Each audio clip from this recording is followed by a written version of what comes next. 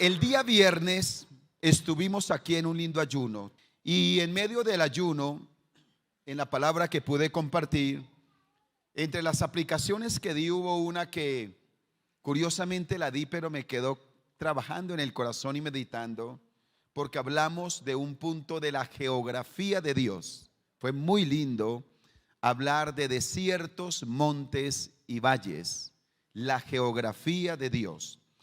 Y recordaba sobre los desiertos. Bíblicamente, un desierto es un tiempo de crisis, es un tiempo de dificultad, y todos nosotros tenemos desiertos, montes y valles. Tiempo de crisis, tiempo de recompensa, pero también tiempo y demanda de estar en el monte de Dios. Esos momentos de desierto, curiosamente, nosotros solemos usar un lenguaje y decimos cosas como estas: si yo pudiera devolver la vida y quitar un capítulo de mi vida, ¿cuál quitaríamos? El desierto, ¿verdad? Trataríamos de quitar el desierto, esa escena de nuestra vida que no nos gusta, que fue casi que traumática, con lágrimas, amargura, dolor, soledad. Quisiéramos quitar ese momento de nuestra vida. Pero ¿sabe cuál es la paradoja de la vida en Dios? Que el desierto siempre va acompañado de lindas experiencias con Dios. Entonces uno tiene esa escena: si yo quito el desierto, dejaré de contar también de las maravillas del Señor, de los momentos hermosos y maravillosos. ¿Sabe por qué lo digo? Porque eso fue lo que pasó hace 23 años atrás.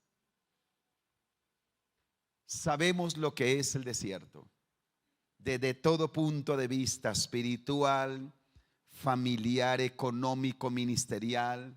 Si yo pudiera, si alguien me dijera, quiere quitar alguna etapa de su vida, borrarla, yo borraría los años finalizando el 99, 2000, 2001, 2002, 2003, por allá hasta el 2005.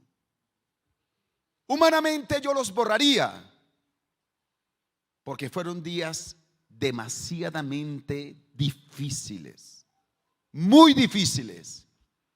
Y si usted me pregunta, pastor, ¿y cuál es la etapa de su vida donde más milagros vio, donde usted escuchó más la voz de Dios? Año 99, 2000, 2001, 2002, 2003, 2004, 2005. Qué paradoja de la vida, ¿verdad? Así que si quito el desierto, también quitaría las maravillas de Dios. ¿Le pasa o no le pasa? Son cosas que nos pasan. El que ha estado en un hospital, el que ha estado en una crisis, sabe que ahí escuchó a Dios, conoció más a Dios. Algo hizo el Señor en medio del desierto. Y esa fue la experiencia que vivimos nosotros. Y quisiera compartir, porque yo tengo un tiempo más breve. Ahora vendrá más tarde nuestro pastor Elmer Benjumea con un plato fuerte. Pero quiero dejar este pensamiento precisamente de Hechos capítulo 1, los versículos 6 al 11. Y me llamó la atención cómo el Señor, al hilar la palabra, tanto ayer como hoy estamos hablando de hechos. Y la palabra del Señor dice así, voy a leer en la Nueva Traducción Viviente. La Nueva Traducción Viviente dice así: Hechos capítulo 1, versículos 6 al 11. Así que mientras los apóstoles estaban con Jesús, le preguntaron, y yo lo tengo aquí en negrilla, con insistencia: Señor, ¿ha llegado ya el tiempo de que liberes a Israel y restaures nuestro reino? Él les contestó: solo el Padre tiene la autoridad para fijar esas fechas y tiempos, y a ustedes no les corresponde saberlo. Una manera muy decorosa para decirles que no fueran chismosos. Pero recibirán poder cuando el Espíritu Santo descienda sobre ustedes, y serán mis testigos, y le hablarán a la gente acerca de mí en todas partes, en Jerusalén, en toda Judea, en Samaria y hasta los lugares más lejanos de la tierra. Después de decir esto, Jesús fue levantado en una nube mientras ellos observaban, lo tengo en negrilla, hasta que ya no pudieron verlo. Mientras se esforzaban, lo tengo en negrilla, por verlo ascender al cielo, dos hombres vestidos con túnicas blancas de repente se pusieron en medio de ellos. Hombres de Galilea, le dijeron, ¿por qué estáis aquí parados? Lo tengo en negrilla, parados, mirando al cielo. Jesús fue tomado de entre ustedes y llevado al cielo, pero un día volverá del cielo de la misma manera en que lo vieron irse. Poder para ser testigos. Voy a compartir una enseñanza que he titulado Poder para ser testigos. Y esta palabra que habla ya del último momento de Jesús, cerca de 10 apariciones a discípulos, a las mujeres, a la multitud, durante todo este tiempo de 40 días que estuvo allí con ellos, ¿verdad? El Señor estando con los discípulos, confirmando su resurrección, llega este último momento y nótese cómo los discípulos tienen una preocupación de saber esos tiempos, qué iba a pasar con ellos.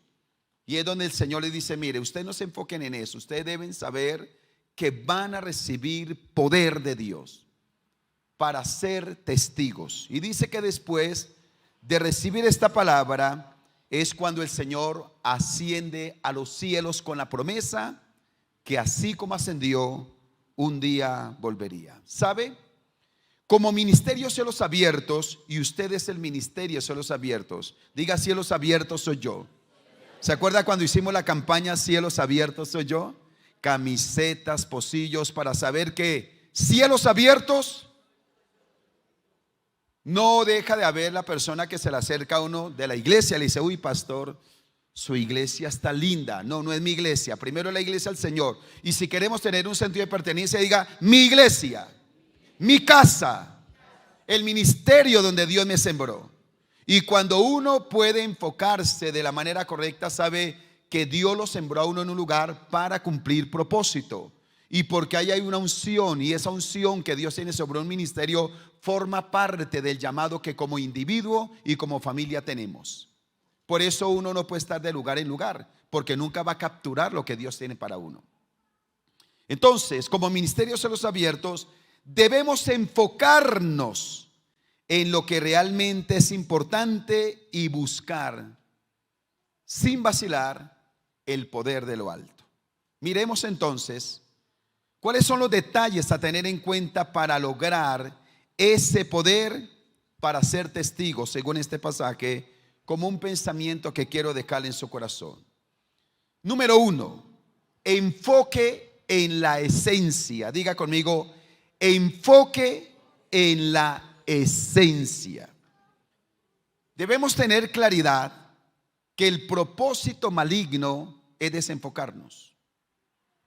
Porque cuando alguien está desenfocado, pierde su identidad.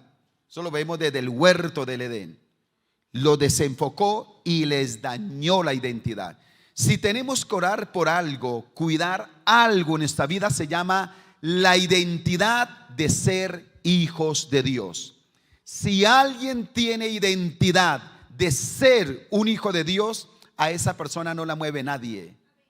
Venga tormenta, venga lo que venga. Pero nótese cómo debemos tener enfoque en la esencia y debemos mirar cómo hay elementos que nos pueden desenfocar. Por ejemplo, a los discípulos los estaba desenfocando la crisis gubernamental. Lo que estaba pasando en el imperio. Palestina, su nación, un pequeño país de 200 kilómetros por 65 de ancho, poco más grande que Bogotá. Esa era Palestina, que estaba inmerso dentro del imperio romano. Y ellos ya habían pasado algunas situaciones cuando el imperio asirio, el imperio babilónico, los persas habían vivido toda la influencia de la cultura griega y ahora estaban bajo el yugo de Roma, y ellos estaban pensando: ¿cuándo seremos nosotros libres? Y hasta este momento, sabiendo que Cristo ya había muerto y resucitado y se les había aparecido varias veces, todavía no habían capturado cuál era el asunto. Todavía estaban desenfocados, y por eso no pueden dejar de hacerle esta pregunta a Jesús: Señor, ¿restaurarás el reino de Israel en este tiempo? ¿Nos liberarás del César? Y es donde el Señor tiene que ubicarlos y decirle: a ustedes no les corresponde saber esto. No les toca a ustedes saber los tiempos. No les corresponde a ustedes saber tampoco aquellas fechas que el Señor puso en su sola potestad. Y aquí mezcla lo gubernamental con lo doctrinal también. Porque desde aquella época y hasta el día de hoy seguimos viendo, y la gente sigue comiendo cuento cuando ve por las redes sociales y cuando ve por todo lugar que fulano de tal dijo que en cierto día se va a acabar el mundo. Entonces ya como estamos hablando, se va a volver un tema de trillar de la inteligencia artificial y tantas cosas más. Entonces mañana una máquina dice que el mundo se acaba en tal fecha y todo el mundo lo va a creer, ¿verdad? Entonces había una confusión doctrinal. Lo interesante es que la palabra dice que el Señor va a venir cuando menos lo esperan. Cuando menos se cree, va a ser la venida del Hijo de Dios. Así que cuando usted escuche noticias, lea por ahí que en tal fecha se va a acabar el mundo, no se llene de pánico. Eso ha sucedido por siglos, y solo Dios en su potestad se reserva el derecho de saber cuándo regresa por su iglesia. Lo que tenemos que hacer como iglesia es estar ¿qué? Estar preparados. Y nótese cómo este desenfoque generó en ellos ¿qué? Le estaban preguntando al Señor con insistencia. Eso dice que ellos tenían ansiedad, había una preocupación. Estaban con Jesús, lo estaban viendo, pero no estaban disfrutando de su misma presencia. ¿Sabe? La ansiedad no permite que se disfrute la presencia de Dios. Y aquí podemos decir que ellos tenían conocimiento sin unción, lo cual es igual a confusión. Conocimiento sin unción igual a confusión. La meta no es llenarnos de conocimiento. Por eso tenemos que decir que conocimiento más unción es igual a revelación. Y ellos no lo tenían. Entonces, nótese cómo necesitamos estar enfocados. Para ellos, el desenfoque era un asunto gubernamental, era doctrinal, y por supuesto que ellos estaban ahí también tratando los asuntos de su futuro. Ya tenía que ver con cosas personales. Sabe que cuando nosotros comenzamos este ministerio, algo que el Señor nos enseñó, y hablando de la enseñanza del lema "su fuego nos apagará", fue estar enfocados. En el año 2000, para el año 2000, nosotros ya llevábamos 7 años de pleno ministerio con mi esposa. Y además de llevar 7 años de pleno ministerio, para esa fecha ya llevábamos 14 años inmersos sirviéndole al Señor sin parar. Ya teníamos un recorrido, pero arreció la batalla.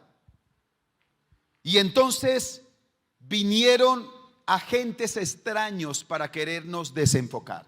Escúcheme esto, se lo vuelvo a repetir: Satanás trabajará para desenfocarlo a usted.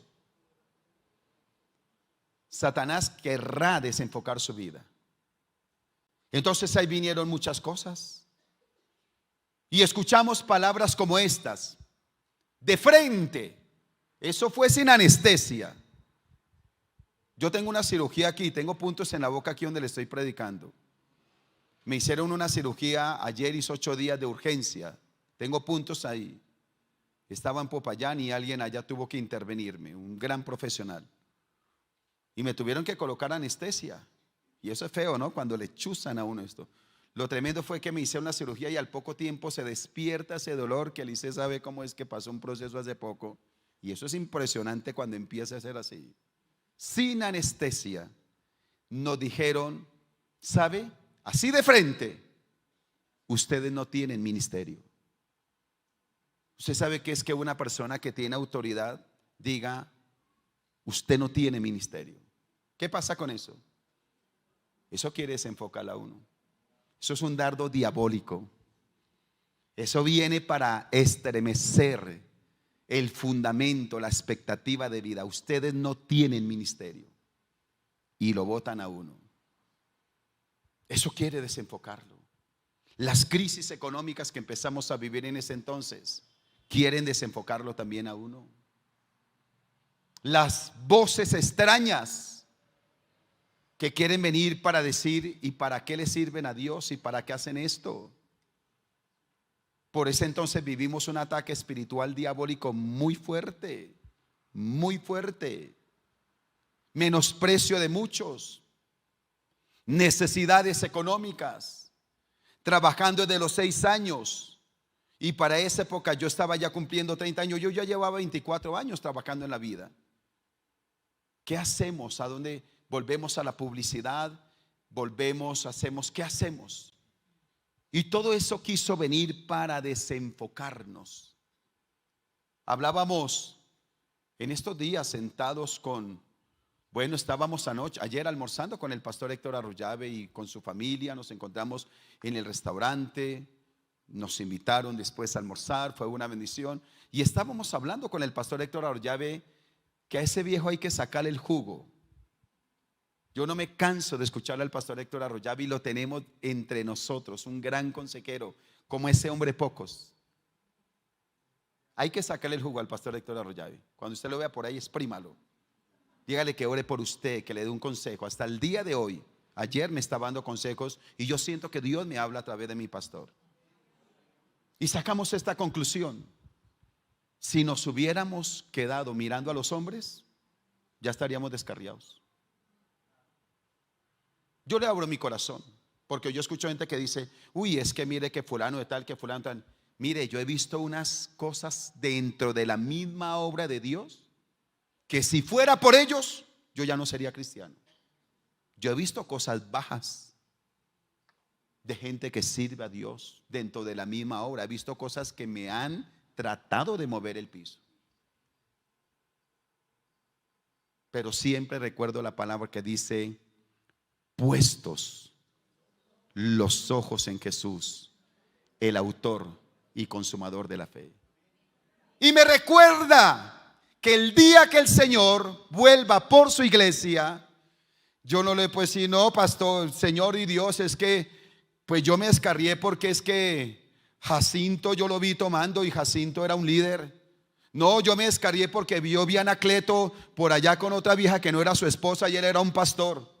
Eso dice, nada es excusa. Yo te llamé a ti y yo no te fallé a ti. Tu meta era mirarme, seguirme y depender de mi presencia. Y esa es nuestra meta.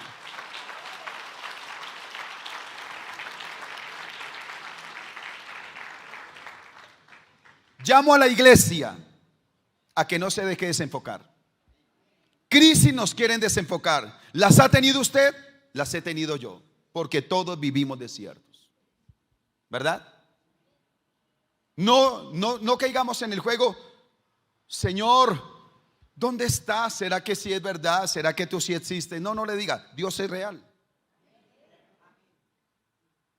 La crisis no anula la soberanía de Dios, ni tampoco la abundancia. Todos pasamos crisis. Y por eso Job dijo, aunque él me matare, en él esperaré. Entonces, lo primero, para tener poder, para ser testigos, debemos enfocarnos en la esencia. Discípulos, no se enfoquen ni en el gobierno, ni en el imperio. No se enfoquen tampoco en esos asuntos de fechas, ni de tantas otras situaciones. Y aquí podríamos abrir el panorama de todo lo que pasa. No tenemos que enfocarnos en eso. No tenemos que permitir que eso nos desenfoque. La esencia. Por eso dice, no les toca a ustedes saber los tiempos o la sazón. ¿Le ha echado usted la culpa a alguien? ¿Se ha dejado mover el piso por otra persona? ¿Ha parado por una crisis? ¿Sabe que una guerra espiritual, escúcheme, un arma de guerra espiritual se llama perseverar? Persevere cuando sienta que no pueda más, cuando sienta que hay silencio del cielo, cuando le parezca que sus oraciones aparentemente no tienen respuesta, cuando vea que las circunstancias a su alrededor no estén a su favor. Persevere, persevere, porque el que persevere hasta el fin, ese será salvo. Yo le ruego como pastor, nunca se detenga. Vea lo que vea, viva lo que viva, escuche lo que escuche. Yo he orado de esta manera y pido al Señor que sea también nuestra oración. Le digo al Señor, ayúdame a que mis ojos te contemplen, mis oídos te escuchen, mi boca te proclame, mi corazón te ame, mi mente sea receptora de tus ideas, mis manos hagan tu obra, mis pies sigan tu camino. Yo consagro mi cuerpo hacia el Señor. Ore así. Dígale, Señor, yo consagro todo mi cuerpo. Y aún usted puede consagrar sus partes íntimas del cuerpo. El hombre, la mujer, Señor, consagro mis partes íntimas para que ellas te honren y te glorifiquen a ti. Así se ora. Así se ora para que todo nuestro ser esté alineado con la voluntad del Señor. Así que debemos tener enfoque en la esencia. Número 2, empoderamiento de lo alto. Para poder, para ser testigos, tener empoderamiento de lo alto. ¿Se da cuenta? Pero recibiréis poder cuando haya venido sobre ustedes el Espíritu Santo para ser testigos en Jerusalén, Judea, Samaria y hasta lo último de la tierra. Déjeme decirle brevemente esto. Ese empoderamiento es un regalo. Ayer lo decía el pastor Elmer. Dios es el que enciende el fuego. Dios es el que trae ese poder. Y la palabra poder aquí es la palabra dunamis, que es la misma palabra para dinamita. Poder sobrenatural. Y lo que les está diciendo, el poder que tengo para ustedes es mucho más grande que el poder que tiene el César, que tiene el gobierno, que tiene este mundo. Y yo pido al Espíritu Santo que nos deje comprender que nosotros tenemos más poder que lo que este mundo tiene. Yo ya he visto oraciones respondidas clamando por Colombia.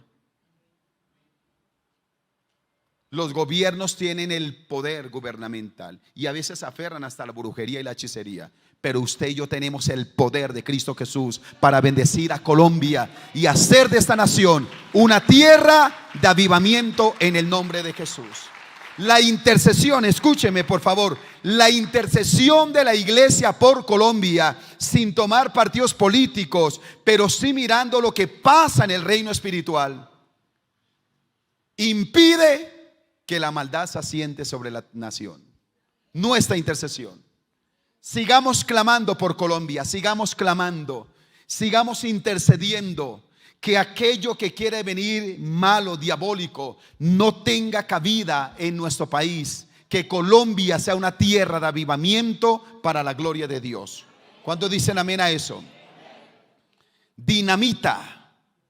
Habían visto al maestro, habían estado con él, pero ahora el Señor les está diciendo: voy a revestirlo de un poder que ustedes nunca han tenido. Y deben reconocer que la fuente de ese poder es el Espíritu Santo de Dios. Diga el Espíritu Santo. Ese poder solo lo da el Espíritu Santo. No son los hombres, no son los movimientos. Gloria a Dios cuando uno como pastor, cuando viene alguien, cuando usted participa de algo. Pero escúcheme, el poder viene de lo alto. No viene de los hombres, no viene de organizaciones. El poder viene del Espíritu Santo de Dios. Y sabe, una evidencia de que estoy caminando bajo el poder de lo alto es saber que Él es el que tiene el control. Por temperamento, por nuestra forma de ser, por lo que sea, al ser humano le gusta tener el control, ¿verdad? ¿Nos gusta tener qué? Nos gusta tener el control. Y el día que perdemos el control, entramos en crisis. Pero cuando usted estudia la palabra del Señor, se da cuenta que cuando la presencia de Dios se glorificó, era el Espíritu Santo el que tenía el control y no los hombres. Solo le voy a poner un ejemplo por asunto de tiempo. Cuando Abraham sale de Ur de los Caldeos, en otras palabras, el Señor le estaba diciendo: hasta aquí, hasta tus 75 años, tú tuviste el control de tu vida. Pero a partir de ahora, entrégame el control. Sal de tu tierra y de tu parentela, entrégame el control. Y ahora empieza a caminar. Ve por fe. Escucha mi voz cada día. ¿En dónde vas a dormir? ¿Qué vas a comer? ¿Qué vas a hacer? Dependerá de que escuches mi voz cada día. ¿Sabe qué me gusta de este ministerio? Que este ministerio ha sido dirigido por el Espíritu Santo de Dios. Con lo limitado que soy yo, a veces con tantos defectos, con tantos vacíos, y que el Señor haya hecho todo esto que ha hecho, indiscutiblemente Dios. Ver obras, iglesias hijas, ver un colegio avivado por el Espíritu Santo, ver también proyectos misioneros, cómo el Señor abre puertas, los pastores van a un lado, se ayuda a una iglesia, se ayuda a otra. Este ministerio tiene una dinámica del Espíritu Santo, y quiero volver a hacer el llamado para que la iglesia central pueda comprender cuál es nuestra esencia y cuál es el perfil de llamado que Dios tiene para esta iglesia. ¿Sabe? Nosotros debemos entender que somos una iglesia central y que Dios está usando esta iglesia para bendecir muchos ministerios y muchas vidas aquí en Bogotá, en Colombia y fuera de Colombia. Si usted puede comprender eso, su oración va a cambiar y usted sabe que forma parte de una iglesia clave que Dios ha levantado para bendición de miles. Pronto vamos a comenzar a mentorear una iglesia que está en crisis. Los pastores están saliendo, el pastor Aliel, la pastora Liliana, el pastor Carlos, cada uno va saliendo, va ministrando en otros lados. Ahora en junio, Dios nos va a llevar a X lugar para ministrar a toda una denominación. Y esto para que la iglesia lo tenga en oración, porque hay crisis allí. Y el Señor nos puso en gracia para ir y bendecir una denominación. Y estamos bendiciendo otra denominación, otro grupo grande de iglesias. ¿Usted ora por mí? ¿Usted ora por este ministerio? No se quede orando solo por aquellas cosas pequeñas. Y si la iglesia, por favor escúcheme, si todos comprendemos nuestro llamado y oramos como una iglesia apostólica, como una iglesia punta de lanza, nosotros nos ocupamos de los asuntos del reino y Dios se ocupará de nuestros asuntos. A tal punto que los apóstoles, que los discípulos, después apóstoles, usted puede seguir la vida de cada uno de ellos. Y se da cuenta que cuando el Espíritu Santo dirige, cuando Él es la fuente, entonces Él se encarga de las necesidades de los apóstoles, se encarga de sus asuntos, mientras ellos estaban ocupados en los asuntos del reino de Dios. ¿Cuántos dicen amén a eso? Estoy corriendo ya por el tiempo. Así que es el reconocimiento de la fuente y también receptores de la gracia. Sobre ustedes vendrá el Espíritu Santo de Dios. Diga: sobre mi vida vendrá el Espíritu Santo. Sobre mi vida, sobre mi vida. Y sabe, lo tercero que le quiero decir por tiempo: enfoque en la esencia, empoderamiento de lo alto, enviados a la misión. ¿Para qué hizo el Señor eso? Para ser testigos. Escúcheme, ¿para ser qué? Testigos. La palabra aquí es la palabra martureo, que viene de mártir. Alguien que estuvo ahí, alguien que da testimonio veraz de lo que sucedió, y alguien que está dispuesto aún a morir por esa misma causa. Seremos testigos del poder de Dios. Quiero volver a hacer el llamado a la iglesia. Yo quiero que en este marco del aniversario 23 tengamos en cuenta algunos asuntos. Número uno, le estoy hablando a la iglesia central. Somos una iglesia para bendecir a otros. Y yo le pido el favor, escúcheme, que nuestra oración sea diferente. Que nuestra oración sea enfocado, Señor, unge cada día más la iglesia. Ore por los pastores, ore por la agenda, ore por las iglesias hijas, oremos por los proyectos misioneros. Tengamos esa visión. Y yo estoy seguro que si caminamos en integridad y cumplimos esa función apostólica, Dios se va a encargar de nuestras necesidades. Lo decía, mire, el día viernes en el ayuno. Aquí hay hermanos que estuvieron el día viernes en el ayuno. Cada vez que yo oro por usted y yo oro por la familia de esta iglesia, el Señor me da a mí una visión. Yo estoy plenamente seguro que es una visión. Creo que ya tengo unos poquitos de años en la vida cristiana para decir que es una visión que Dios me da. Yo veo las familias frente a una mesa llena de manjares, de banquete, de frutas, como si fuese eso que preparan en los buffets. Yo veo una mesa tan llena y veo familias tan satisfechas, llenas de un gozo, celebrando la fidelidad y la misericordia del Señor. Y yo creo que eso es de Dios, para decir que cada familia que se alinea con el propósito del Señor, no le queda otra cosa sino celebrar la fidelidad de Dios. Yo bendigo su casa, yo bendigo su casa, yo bendigo su fe. La vida no se le puede ir a usted embolatado con 2 o 3 problemas. ¿Qué cosas tenemos que atender? ¿Qué cosas tenemos que resolver?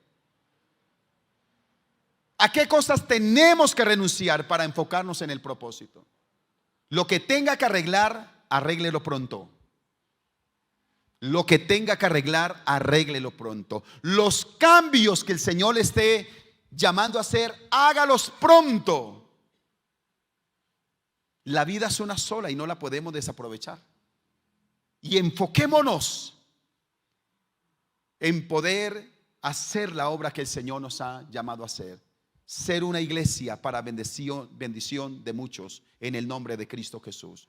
Y lo reto, y usted me lo va a decir y me lo puede reclamar, lo reto a que usted deje de orar solo por sus asuntos personales, por 2 o 3 pesos, o porque Señor, guárdame mi chinito. Dejemos de orar por esas cosas tan transitorias. Lo reto a que usted ore en el Espíritu por la extensión del reino de Dios. Lo reto a que usted ore por un avivamiento. Lo reto a que usted ore porque Dios use los pastores, porque Dios ponga unción aquí de restauración. Lo reto a que usted ore por un avivamiento en Colombia. Y usted me va a mostrar cuando pase el tiempo cómo Dios se encarga de sus asuntos temporales.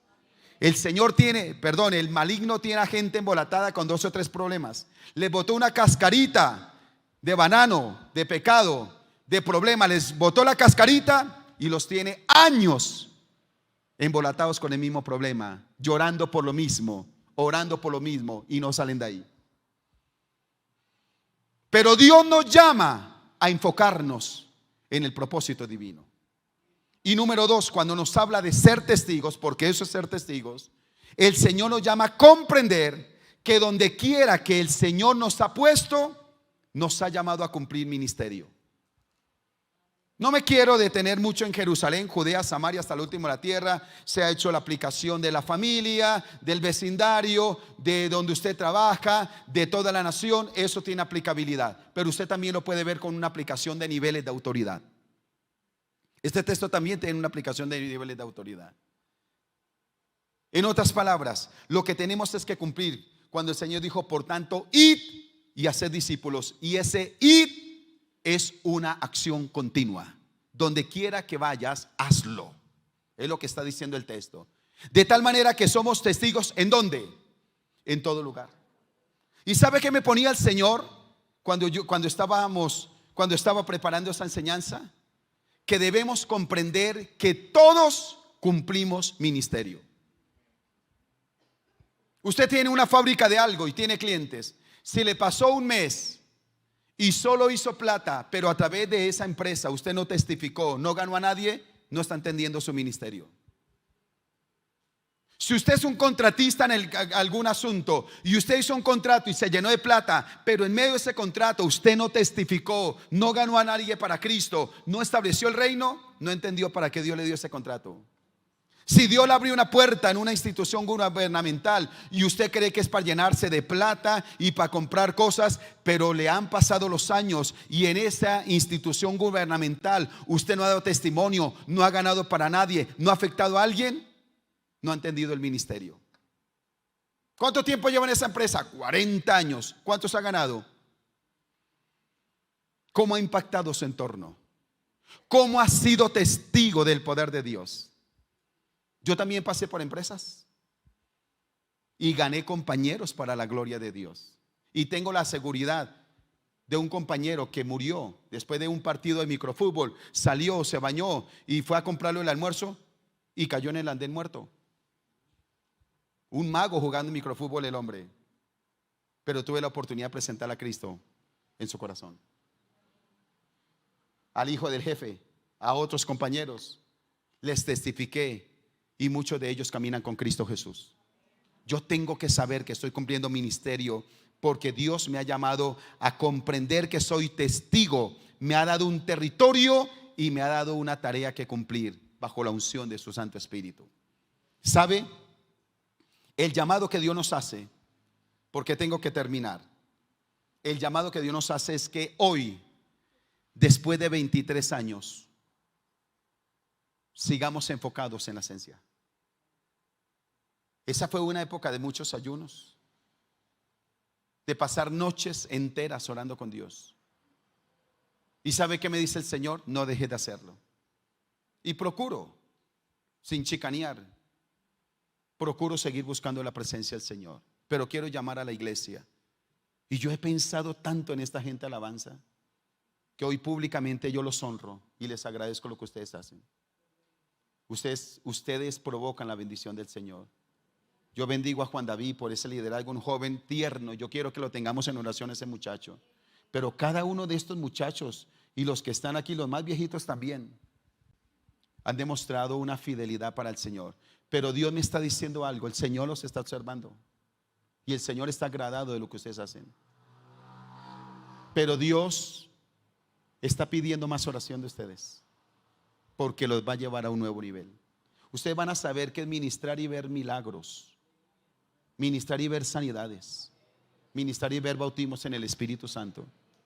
Yo estaba orando y preparando esta palabra y el Señor me puso eso en el corazón por ustedes.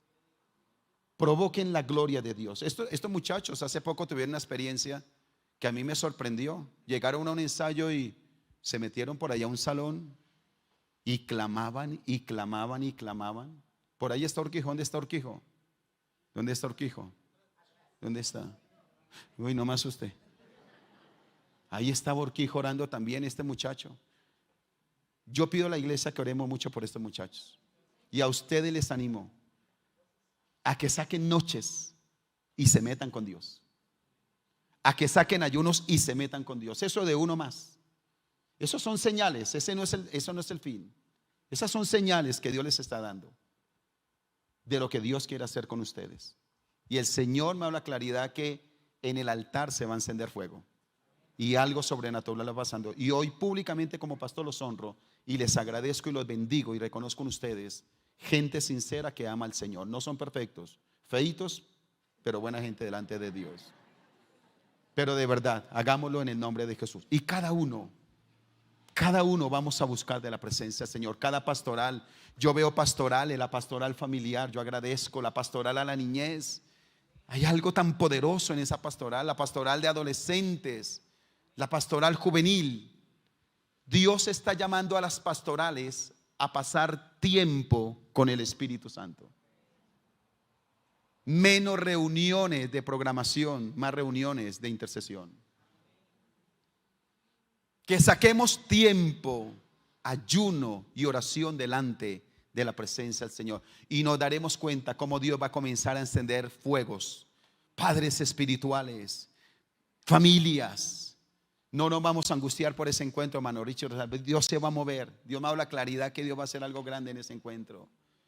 Intercesión, cada pastoral, pero cada uno de los que estamos aquí estamos comprometidos para ver el poder de Dios, para ser testigos. Escúcheme, somos una iglesia central y le animo a que cambiemos nuestra forma de orar.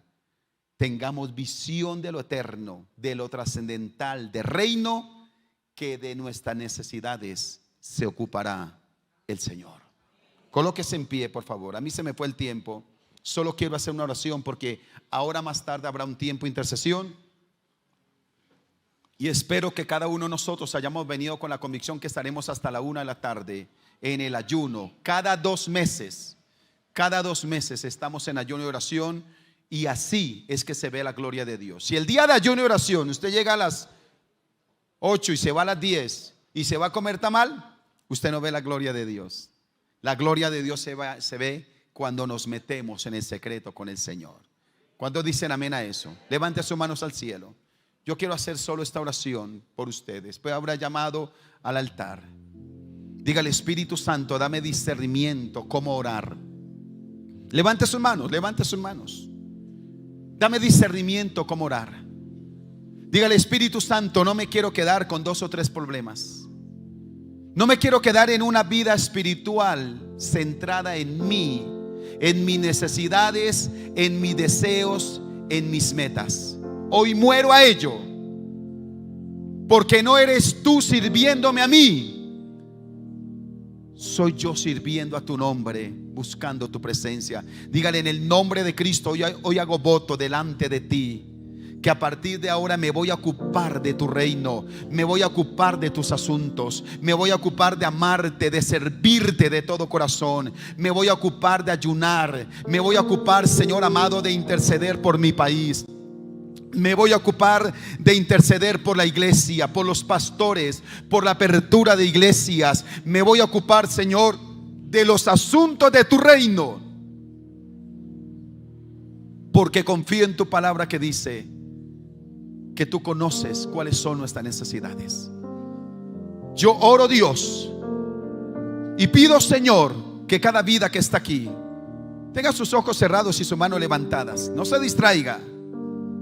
Yo oro para que cada vida que está aquí, Señor, pueda percibir lo trascendental de tu reino, estar enfocado en el propósito, en el nombre de Cristo Jesús. Y ahí con su mano levantada, dígale: Señor, ayúdame a ser testigo donde me has puesto.